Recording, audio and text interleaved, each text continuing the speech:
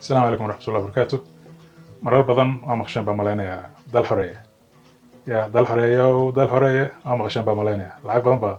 وعسينو هيرجيرو بالوبهي لعب بدنه عن شغل ضد خلاص عروري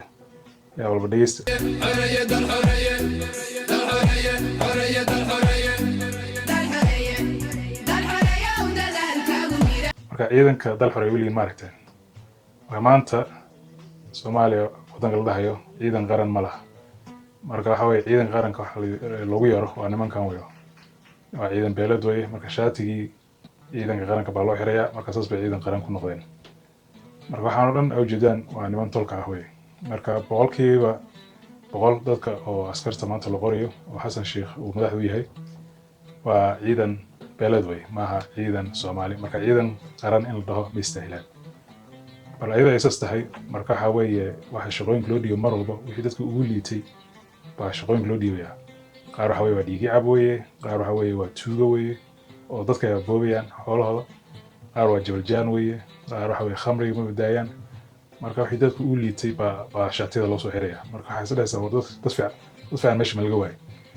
marka isbuuc walba waxa weeye nimankan iska daa dad kale ee dhibaatada u geeyaan ayaga laftigooda ba eber iska siiyaan qaar baa weeye isbuuc walba way islaayeen ayaga laftooda islaynayaan mid baa mid kale u dilayaa musqushu iga horgalay darteeda mid kale baa u dilayaa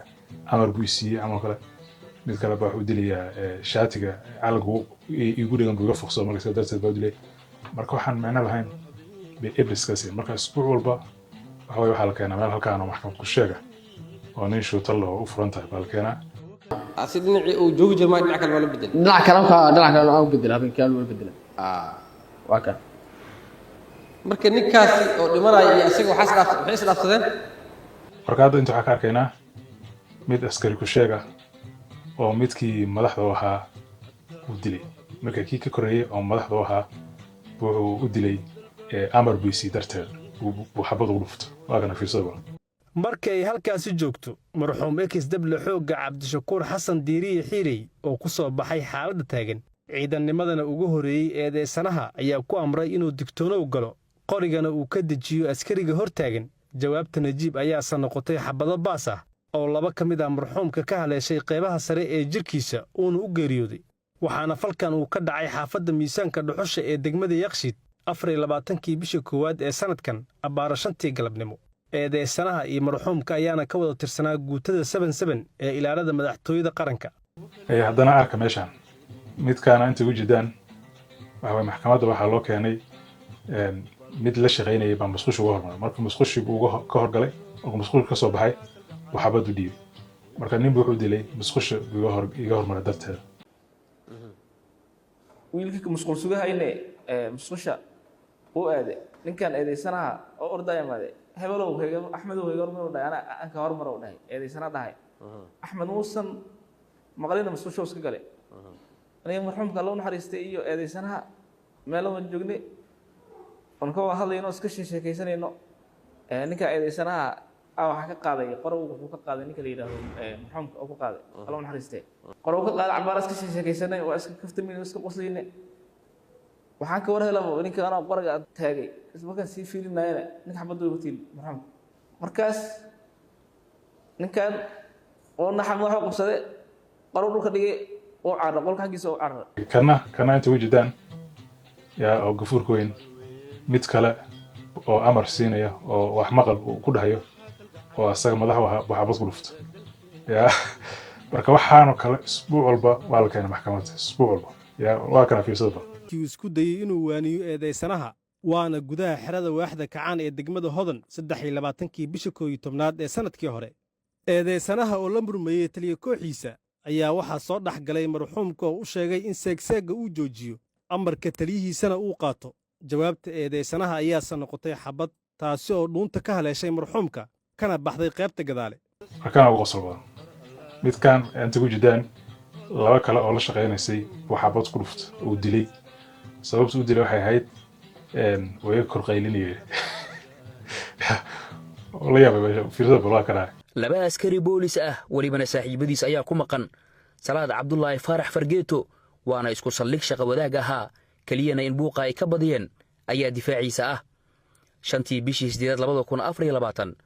qol iyo barso loogu talagalay nasiinada askarta saldhigga degmada Wadajir ee gobolka Banaadir ka howlgasha ayaa mar qura laga war helay daryanka xabado baas ah oo isqabsaday waana rasaastii ugu horeen uu ku geeriyooday marxuum XW booliiska Cabdi Axmed Cadow macalinka oo eedeysanaha ku tuuray hadallo maad ah rasaas kale ayaana xigtay waxaana ku baxay marxuum XW booliiska Xasan Muuse Cabdulle Fagaase midkaan inta ku jidaan waxa weeye hadda inta ka arki doono mid ka koreeya oo madax ah oo sarkaal ah uu xabadu ku lufto sababtoo ah mobile telephone buu xaday markii lagu soo qabtay arintii oo lala hadlay rabo buu kii kala xabado ku furay waa kana bal dhageysta habeen ku taariikhaysan 16 bisha 2024 marxuumka iyo mid kamid ah saaxiibadiisa ciidamada oo ka soo rawaxay goobtooda shaqada oo ahayd xeradda Maayo ayaa ku soo dhaxdhacay Maxamed Musiibo Qaran oo isbaaro u taala X control afgooye kuna hoolan dhaca mobilada eedeysanaha iyo kooxdiisa burcad oo ku weesnaa bistoolad Biljim ah iyo qori AK47 ah ayaa rasaas hubiyay marxuum Laba Xidigle Cabduqaadir Muxudiin iyagoona sidoo kale ka qaatay bistooladii uu watay baaris iyo dabagal dheer kadib 14 bishii Afraad 2024 ayay ciidamadu gacanta ku soo dhigeen Dable Maxamed Axmed Cabdi Musiibo Qaran kanana u fiirsada mid kale saaxiibayhiin wada shaqeeyaan oo intuu ku xanaaqay buu xabad ku furay yaa waa kana fiirsada wadadan oo highway ah wadada cad jidkan tooska oo afgooya aada ah ayuu saaxiibkiis ku arkay mootadii intuu ku gabaday oo soo cadow ahaan